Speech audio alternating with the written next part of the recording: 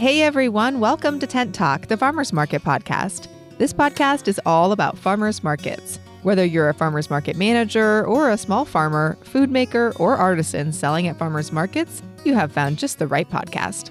I'm Catt White. And I'm Bridget Myers. We're longtime farmers market managers, educators, and consultants. Get ready to catch up on all things farmers market pros with us. Today, we're reporting on this month's World Farmers Market Coalition's second General Assembly in Rome, Italy. Today's episode of Tent Talk, the Farmers Market podcast, is supported by Intense, the Farmers Market Conference, bringing market managers, farmers, and food makers together again on March 10th, 11th, and 12th in 2025. We'll still be in San Diego, California, but at a new, larger venue with accommodations and meeting rooms, all on site at the beautiful Catamaran Resort. There are no better ideas than those that come from the farmers market hive mind. General ticket sales at limited early bird prices start soon. Find more information by clicking the conference button at farmersmarketpros.com. All right, welcome back to Tent Talk, everybody. Today we are going to chat about our very own founder, Catt White's experience this month at the second General Assembly of the World Farmers Market Coalition. Ooh la la! Benvenuta a San Diego, Catt.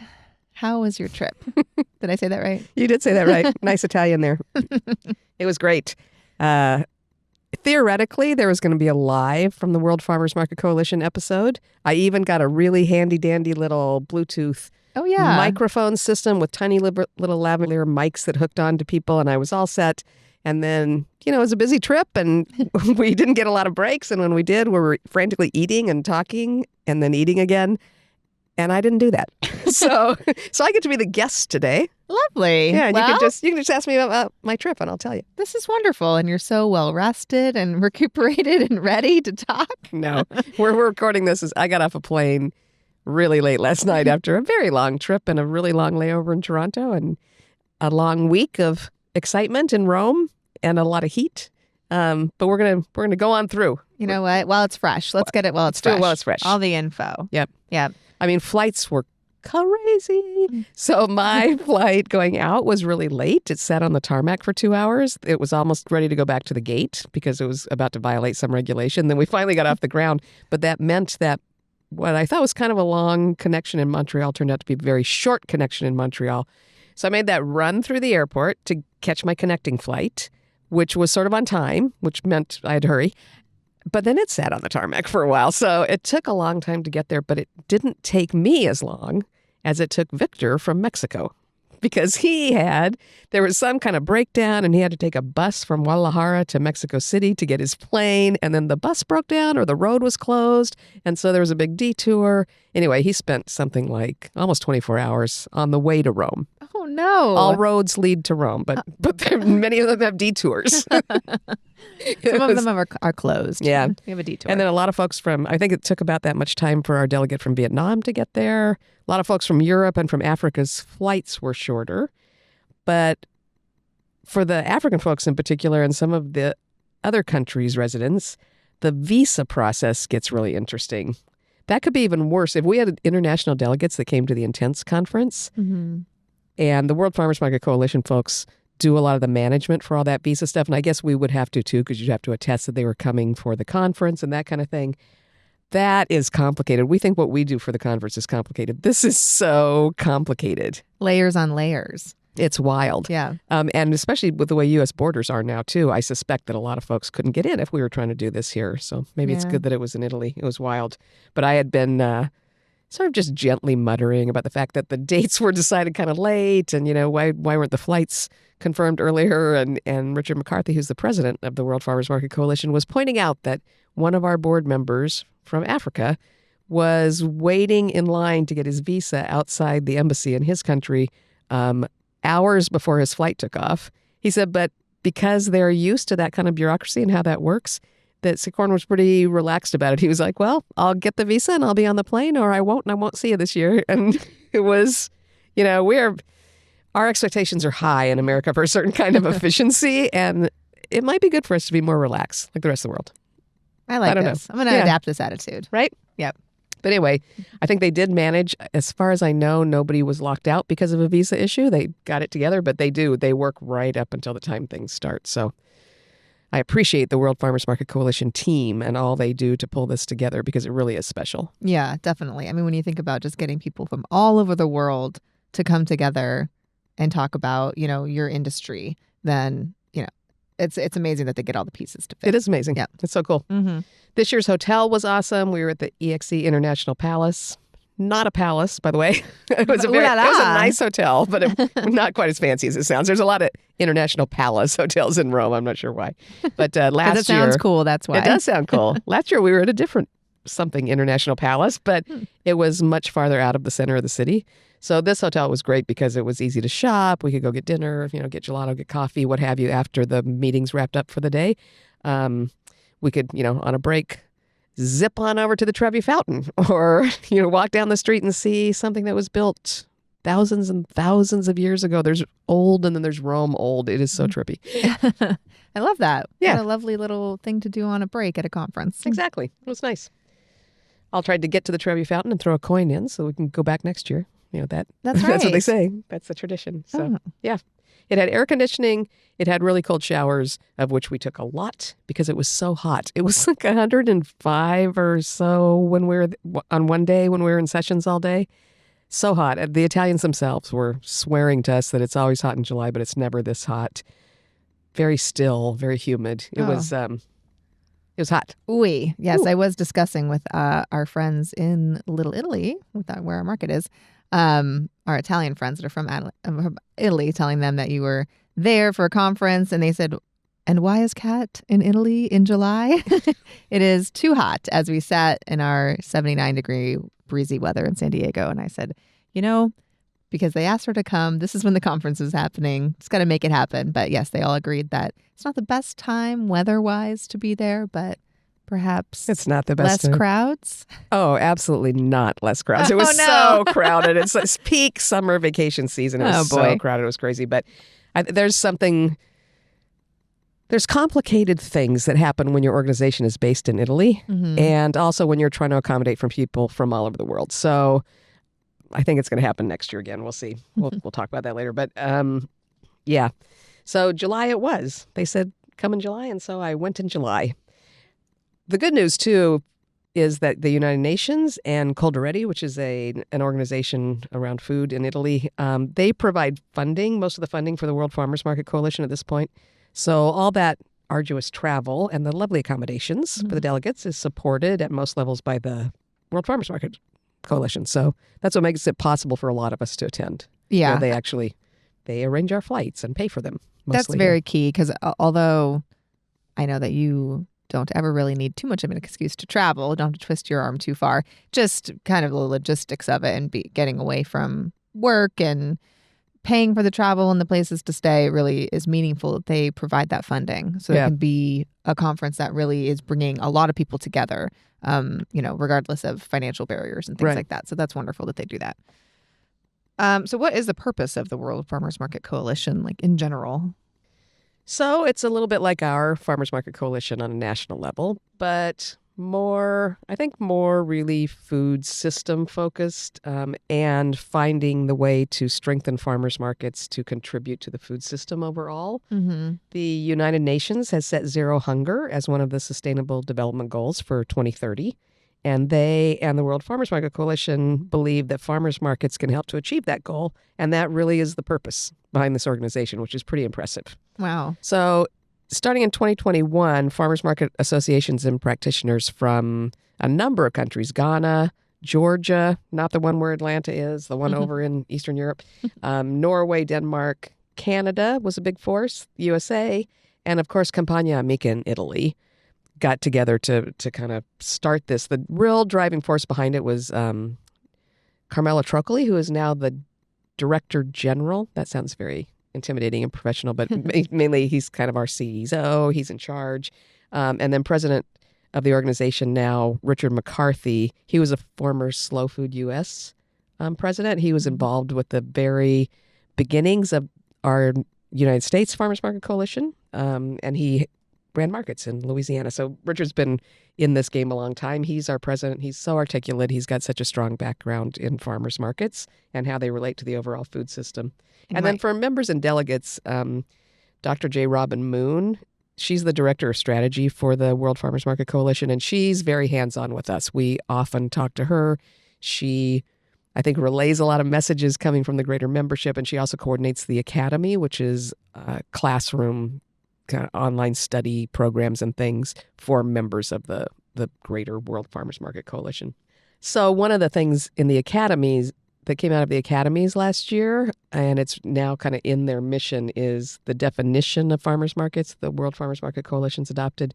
And that's, they define farmers markets as events that are inclusive and open to participation by farmers and shoppers and possess and publicize rules committed to direct marketing, transparency of food origin, and competition. So, they're defining that if it's a farmer's market, it's not just a completely casual, informal, somebody popping up on the side of the road, but it's an organized event that has rules, and one that occurs on a consistent, recurring basis.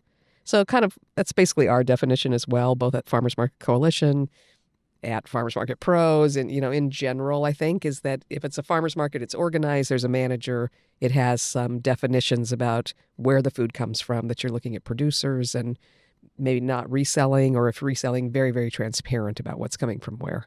Yes, I love that.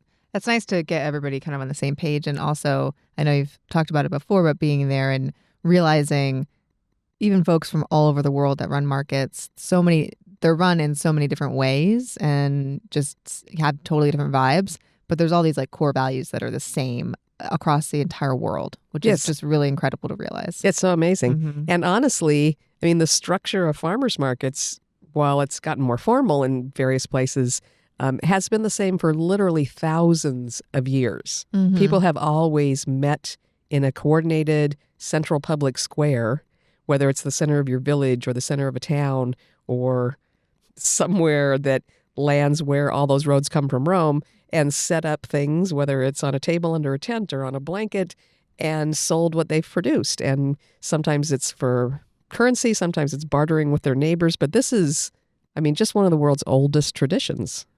Incredible. That's amazing. How great to be together with everybody who's still involved in doing this. Just thinking of the folks that came before us to lay the groundwork for these events and markets that we run. It's just great. Yeah. So wonderful to realize. And if you were at the Intense Conference a few years ago, what year was Richard there and spoke? Richard was there, I want to say, in 2022, maybe. I think it was right after we did the virtual year. In fact, we have a clip that you'll be seeing on social media sometime soon that we pulled. We're running little clips of people's experiences at the conference and such as we come up to conference season and getting ready for ticket sales and what have you. But I think it was Jessica Mullen from Travelers Rest in South Carolina that we've got a clip of her talking about how she heard Richard McCarthy that year at the conference and was so inspired to realize that she was really part of something so much bigger. Exactly. Yes, because, especially if you're running a market in a rural area or in a small town, or even myself running a big market in a big city, it still feels like, okay, I'm just doing this like in my town for my people, my community. But getting to hear Richard speak and just think about the World Farmers Market Coalition, just think of how we are really interconnected across, the entire earth with other people that do this same thing and bring people together all across the world and have done it for years and years and years. So it's really incredible to think about. It's amazing. And he also focuses a lot on the unique place that farmers markets have in maintaining biodiversity, which is a big deal. The Italians are very dedicated to that. They are sort of public enemy number one against overprocessed food. We heard a lot from, they have outlawed synthetic meat. You can't make meat in a lab and sell it in Italy. This is where slow food started. They are very much about maintaining the biodiversity and the heritage breeds of various foods. And they seem to recognize very clearly, as does the organization as a whole, that farmers markets are one of the very best ways to do that because our farmers are not trying to hybridize things and develop them so that they can be stored and shipped, which is the priority a lot of times for large corporate grocery stores, big box stores, that kind of thing. They're still growing and harvesting for taste. Yep. Yeah, and that doesn't happen anywhere else really on a consistent basis. Exactly. Well, those Italians, they just prioritize food. They do. God love them. Food, family. Thank you. Lovely life. Oh, I mean, so Italy is thousands of years older than the U.S., and the structures there can be a little more formal than some U.S. structures. So working with the World Farmers Market Coalition as an organization, their founding documents are based in Italy, and there are some interesting things we as delegates have to do when we attend meetings or when we're certified to vote. We have to submit all kinds of paperwork from our own organizations. mm-hmm. And while Italian culture, just like all cultures, I feel like is becoming a little more open, there are still a lot of men in suits when you're at an organization, any kind of a conference, any kind of gathering in Italy. We are hearing from a lot of very official folk. Oh. Yeah. How proper. It was, yes. How familiar. Yeah, it can be a little bit intimidating, but yeah. Yeah. So what did your days look like while you were there at the conference? It wasn't a terribly long conference. We started on Thursday evening, which was interesting because we were required to be there Thursday morning, which was loosely defined. The program started, I think, at 5 o'clock. We had to be at General Headquarters, and then we went on to the next meeting. But a lot of people were flying in and hitting the center of Rome at 3:30 because of delayed flights and things. So a lot of dazed people having had a little bit of sleep on the plane, but we all showed up. And we started at the Vatican for opening session. So that's kind of interesting. Fascinating. Yeah, Vatican City. They're like, bring your passport. You're going to have to bring your passport to get into this meeting. Oh. Yeah, because, Vatican City is a different country than Italy. Yes. It's very interesting. Did they have a farmer's market in Vatican City? They did not. We did that the next day. So no but they farmer's do market. have one. Oh, they don't have No, one I don't think they have one in general. Vatican City because Vatican City, I mean, when you say city, Yeah. it still really is just a group of buildings and a little tiny courtyard. I guess they could have a farmer's I would market say there. I've been there. It's a beautiful site for a market if they were to. I won't attest to the fact that they don't ever have a market. Maybe they do. They didn't have one the night we were there. Interesting. Well, that's a great, what a nice, it is whatever it is, but it's a nice place to start with, like rich history and kind of bring everybody together in a beautiful place. So that's cool. Exactly. Yeah. And they had some speakers there that were from the church and from foundations, Franciscan foundations related to the church. That was a little bit interesting given that we are a worldwide organization and obviously religious mores and things are different all over the world. So that was a little bit interesting. There was some mention of some awkwardness there, but the Catholic Church and these Franciscan organizations and the foundations related to the church have been very supportive of the World Farmers Market Coalition. They are clearly a big part of Italian structure and politics and how things get done there. So that was important. They were very well air conditioned.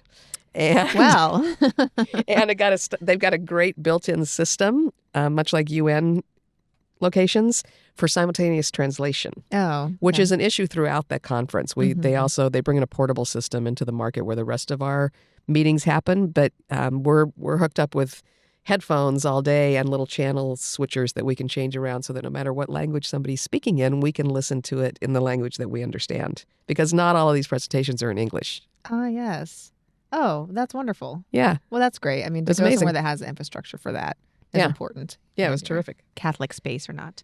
And they gave us a nice little spread of food at the end. They, when you have meetings in Italy, you can pretty well count on the sessions may be long. They're not all about, a break every 2 hours. Intense folks, count your blessings. That is not what happens in some kinds of congresses and general assemblies. Although I thought about it later. One of the days we had to be there at 7 a.m. to set up sort of a mini market of food that all of the delegates brought. And then we went right into a whole bunch of sessions. And we finally got to lunch, I think, about 1:45. And I thought, whew, this is a long day. And then it came to me that it's kind of like a market day. It's like you get there early to set up and you're just doing what you do until 2 o'clock. And then you maybe get something to eat. But when we did have breaks, and including the opening session at the Vatican, what a lovely spread of prosciutto and Italian cheeses and breads and wine and all those things. Oh, just helps with that suffering in the heat, but That's then right. get a nice bounty. Yeah. I love that. They do have amazing food in Italy. There's no getting around it.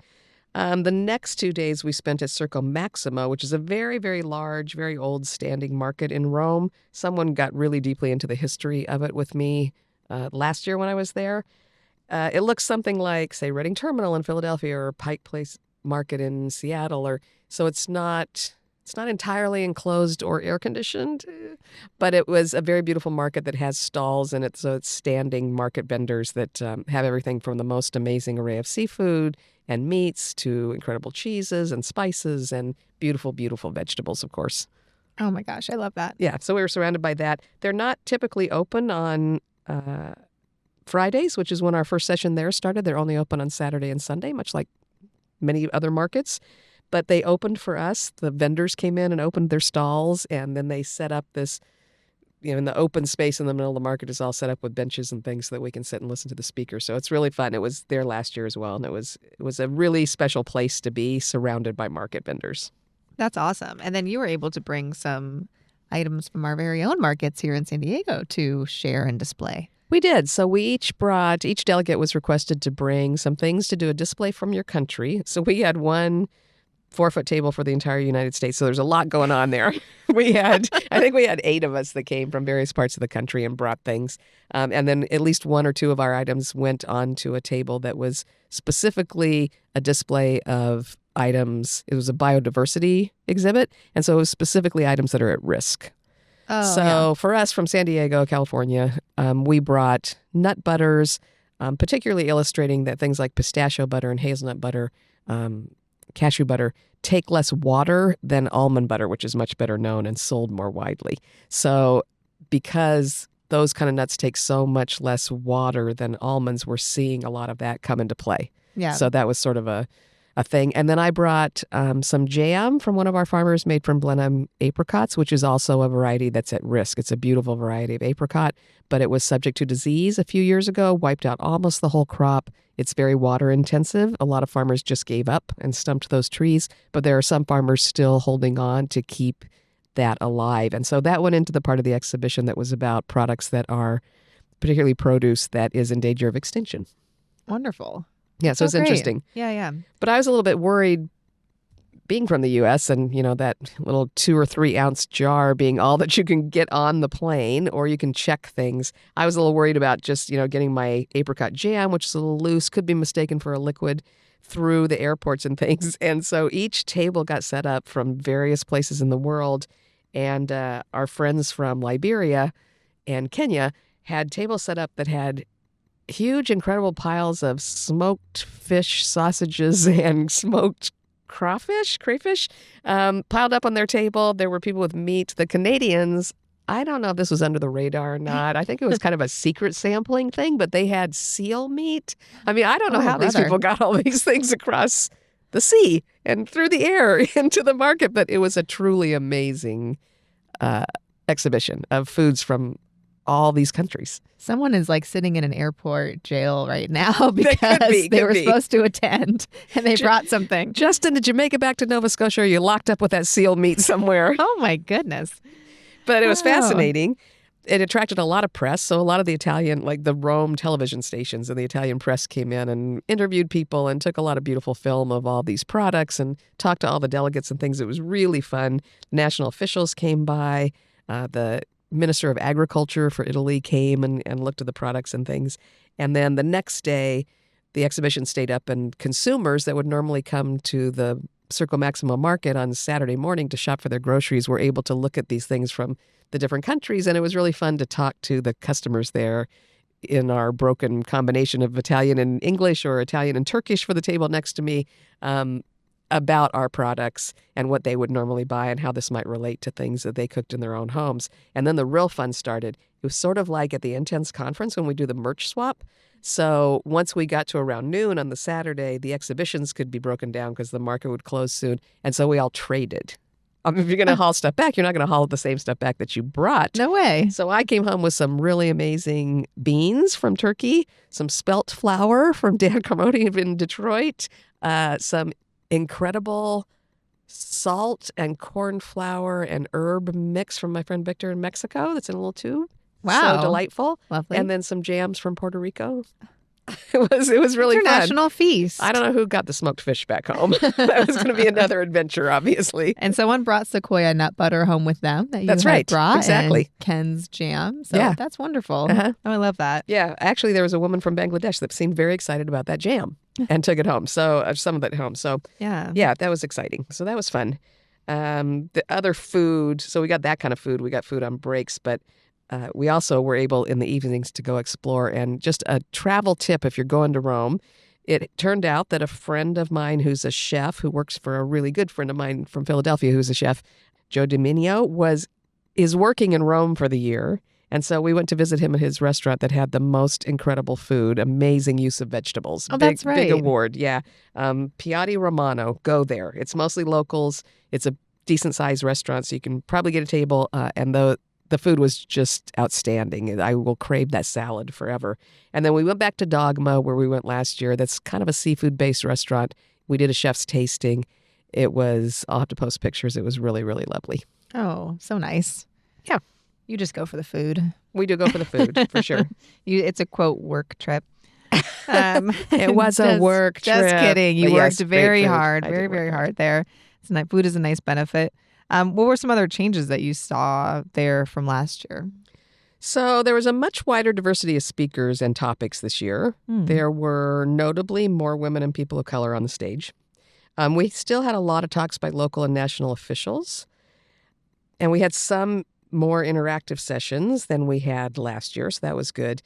What was really interesting this year is that those elected officials seemed way more educated this year about World Farmers Market Coalition goals and efforts, and also just generally about the food system and climate change. The mayor of Rome gave a very interesting talk on climate change and its importance and what we need to work on.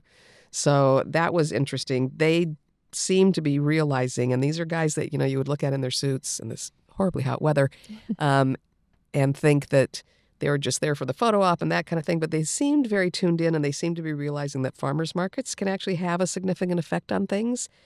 Also seem to have gotten in the last year that farmers markets don't just happen. They seem to be taking it really seriously. Coldiretti and Campagna Amica are very well-respected organizations in Rome and in Italy, and they organize farmers markets, and they sort of certify, I think is not exactly the right word, but that kind of idea. They sort of authorize farmers markets throughout Italy. If you see yellow tents, it's because Campagna Amica is associated with that market or has sort of blessed that market and recognized that they really are bringing in producers. So they're there, and they're a huge force in Italy and in Rome.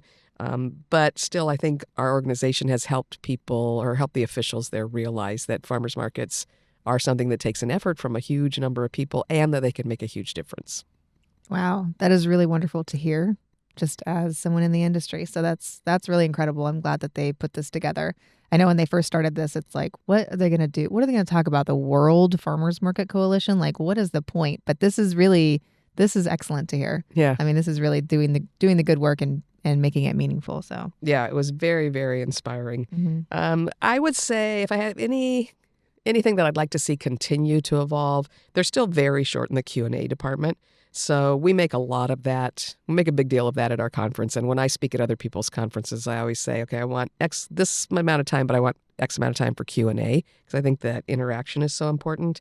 So we had a few sessions like that later in the conference. And when that happened, you could see that the delegates had just been waiting to talk and share ideas. And so there was a lot of interchange there. And we made up for the lack of interchange during the other sessions by talking nonstop at meals and on the shuttles to and from locations and walking from one venue to another. Endless conversation about what's going on in your part of the world and how do you handle this and how do you manage that. Everybody, you will not believe it, but worldwide, dogs at farmers markets are still a topic of conversation. Interesting. Right? Surprising, not surprising. There were a lot of dogs at the Circle Maximo Market. I couldn't believe it. Oh, my gosh. Yeah, it was funny. So there in was, the heat? In the heat. Come Yep. on, people. So it was really obvious that we wanted to talk to each other, and I would love to see a little bit more Q&A built into it. But I definitely felt that this year versus last year, and I think last year, kind of one of the purposes of the General Assembly was to just get the public officials and national officials and UN people out to see that, whoa, we did it. You helped fund this and get it started. And look, here we are. And look at all these delegates that are here. And so there was a lot of, whoo, you did it. Congratulations. Look at us. Here we go. Kind of talks last year. This year, way more substance, I think, in terms of, this is what's happening. This is how it relates to the food system. This is what we've accomplished. The World Farmers Market Coalition has done amazing work in the last year. And there was a real level of intelligence about understanding that. I love that. And then one of the real interactive sessions that we had again, and we did this last year, was a speed dating session. It was really more designed at World Farmers Market Coalition to connect people to do kind of a sister market system. And I think they had 3 groups that signed up last year to do that. And they've kept in touch, and they have regular meetings, or they get together on Zoom and they try to visit each other and all that. So that was kind of also the aim of it this year. But it was also a little bit of, okay, even if you don't become an official sister market team, get to know people from other countries, exchange information, try to keep in touch with each other going forward. So I thought that was really, really exciting. They do it at World Farmers Market Coalition for the second year. They've done it very late in the conference. So it's one of the last sessions. I do like the way that Robbie Mixon and Kara May, who actually brought this home from World Farmers Market Coalition last year and then did it at the Intense conference. I like the way they've kind of changed the iteration where we do it very early in the course of our conference so that you kind of make a camp buddy that you form a deeper and deeper friendship with throughout the days that you're there, and so that you feel like you've got a friend at the conference itself. So it would be fun if they moved that a little bit earlier next time, but definitely saw more opportunities to engage this year than last year at the General Assembly. So part of the thing at the very end, too, was we got together for strategy sessions with our various groups. The board members and the members are kind of split up geographically. There's a really small number of board members at WFMC when you think that they're representing the whole world. Mm-hmm. So it's basically broken up by continents. So our representative, as we're part of the Americas, so Tiago Nasser of Junta Local in Brazil is our rep, and Tiago is amazing, and it was really exciting to see him this year again. I've also seen him at another conference. He was at the Project for Public Markets International Markets Conference, and so here, Tiago, who I had met in Italy, he's from Brazil. We met up in Toronto at a different conference in the middle of last year. So it's amazing how all these international connections come together. He's incredible how much he can translate the concerns of farmers or market managers in the U.S. I'm not sure. And he's also representing the Dominican Republic, and he's representing other countries in Central and South America. And so there's a lot for him to try to represent. Meanwhile, he's also running markets, just like the rest of us. So it's a lot for him. If it was me, I might make that board bigger. And I don't know if that's a long-term goal of the World Farmers Market Coalition. We'll see. But I think it's just difficult to narrow it down to that few board members that cover such vast geographic areas. It would be nice to see a little bit more people there. Yeah. But honestly, whether or not he can translate what we need in the U.S. is not honestly where the bulk of World Farmers Market attention is focused. The U.S. and Canada, we are not really who they're working to serve right now, to be honest. They're a group empowered to contribute and carry out UN initiatives. And they're much more focused on the global south and developing countries and economies where maybe the food system, or at least the farmers market system, is not as organized, and certainly not down at the level of farmers markets and individual producers and individual food makers and things. And so helping them kind of secure their food systems and make sure that access to fresh food is wider in those kind of countries where they might not have as many monetary resources or organizational resources as some other countries do. That's really what the WFMC is focused on. So are U.S. and Canada needs being met? I don't know. Do they care? So Yeah. I just don't think it's the highest priority right now. I think that we have some things to offer, but also a lot of things to learn.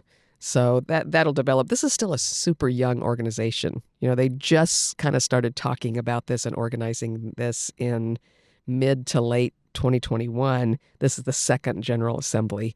So the amount of progress that they've made in a very short time is absolutely impressive and incredible. Yeah, it seems like they're doing great work. It feels sometimes when I look at their work that they're doing that it's an older organization than it is, just because they've already kind of accomplished a lot in terms of gathering so many people together and really discussing important issues. But yeah, definitely, they'll keep evolving and bringing other folks in and addressing other concerns. But I think focusing on those other countries that maybe need a little more, like a structure would serve the people in those countries, getting access to fresh food, things like that, that's obviously makes way more sense. So, So you seemed a little hesitant to go this year, which was a little out of character for you as a travel lover and someone passionate about farmers markets. I was very surprised when you said, I don't think I'm going to go to Rome this year. Because I've just never heard you say that you had the opportunity to travel and we're not going to take it, because you take every single opportunity, no matter if it means that you're not going to sleep for 3 days and be traveling all around. So True. What was going on there? True. Yep. It's a busy summer. I don't want to say I'm getting old and slowing down, but maybe I'm getting old and slowing down. I don't know. It sounded daunting, the flights, and I knew it was going to be really hot in Rome and really crowded. So there was a little bit of that. I'm doing a lot. I've got a speaking engagement the end of July in Kansas City, Missouri. I've got a bunch more coming up this fall. I really am trying to write the book. So I'm trying to stay focused. Yeah, right. Stop saying that. We're gonna cut that out of these podcasts from now on until I see some ink on pages. Okay. Pages. All right. Fair enough. But I mean that in an encouraging way. That's right. Yeah. So I'm trying to focus. There is some expense involved in going to the General Assembly, although most of that is actually covered by the World Farmers Market Coalition and their financial supporters. But they have a tiered structure now where if you're in a developed nation, you contribute more. Your membership fee is higher, and then that helps with the travel and things. But it cost me a little bit. It didn't cost me much, actually. And then I'm aware that there's little focus on the U.S. And Canada in terms of their efforts. And so I kind of wondered, was there really a reason that they needed me to be there? And was there something that I could bring back to our members and followers or not? So that's why I hesitated a little bit this year and made a decision fairly late to go. Yes, I remember I had a meeting with Chris Quinlan from Canada in June. He was here in San Diego. And I said, yeah, Kat was saying she didn't go. I think you had just said that you were going to go like that morning or the night before. And we were both just laughing like, she can't resist. She has to go. That's right. But I think that those are all really valid kind of points of hesitation. And also, how do you feel about it now that you've gone? So now that I've gone, I'm really, really glad that I went. So it was a really incredible feeling to walk into the first meeting. We all met at the headquarters to get on a bus to go to the Vatican. And I'd come off a long flight and I was hot and I was dressed nicely because we were going to the Vatican, which was making me hotter.